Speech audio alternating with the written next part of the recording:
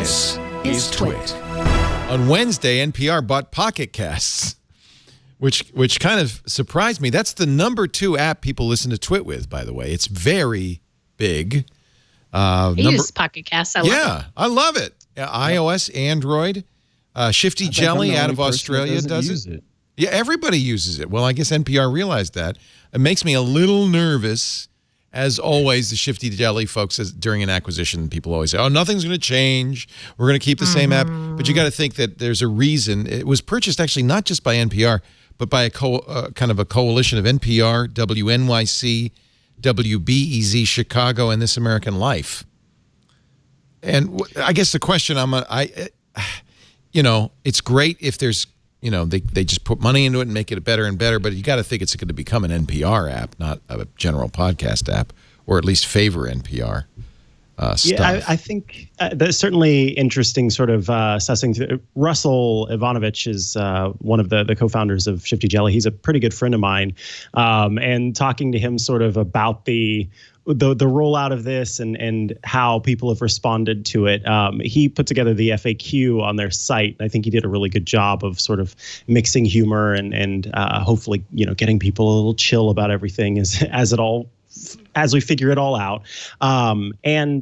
It's my understanding that they are being as true as they possibly can be to what that FAQ says, which is that things are not changing as they are. And of course, over time, there will come changes, but it's important for them to sort of hold on to that base, and that this is more of an opportunity to, we're continuing to see sort of the podcast industry as it continues to kind of leach into these other sort of startup-y and big money opportunities. We're seeing kind of the base fall away, which is networks like TWiT and smaller networks like Relay FM, and these people who are genuinely at the forefront of podcasting, who are down in the trenches doing it themselves. And that openness, that open nature that anyone can go online and start a podcast at any time, I know is very, very, very important to Russell and the rest of the team. And that is something that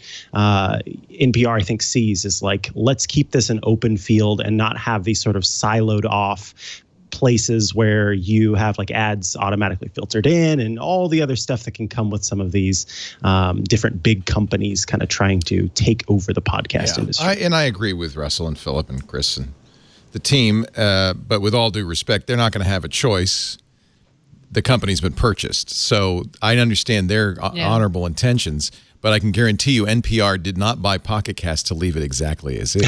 That makes no sense at all. Right. And of course they're going to start putting stuff in there. I don't know what. That's the question. The good news is just as podcasts are open, so are apps. And if I were somebody like, Marco Arment, who makes Overcast, I would just say, well, here's an opportunity. I think we need independent. See, I think here's what I think is happening. Because Apple did this thing with iTunes now where they offer metrics to podcasters. Because really what's really happening, in my opinion, is, and I know a little bit about this, is that advertisers want to know more about you. Oh, surprise, surprise. What's the biggest threat to podcasting? Google and Facebook.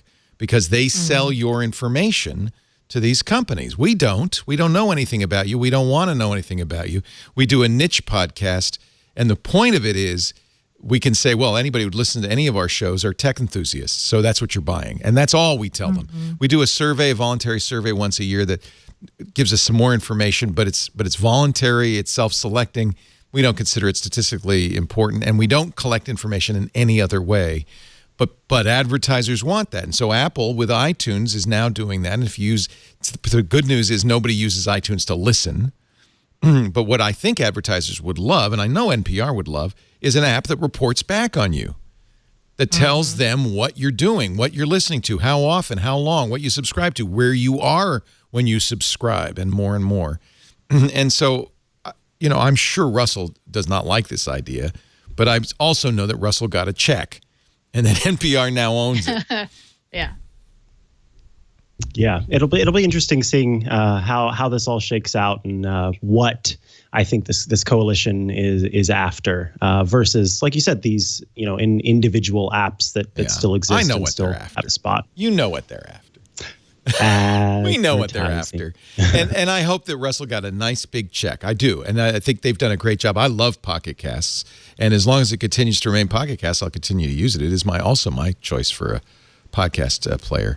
But the minute advertisers start using it or broadcasters start using it, because I know I'll get an email in 6 months or a year saying, "Hey, would you like to buy or would you like to use we want you to encourage you to tell all your listeners to use Pocket Casts, and by the way, we'll share those insights back with you, just as Apple has done." Of course.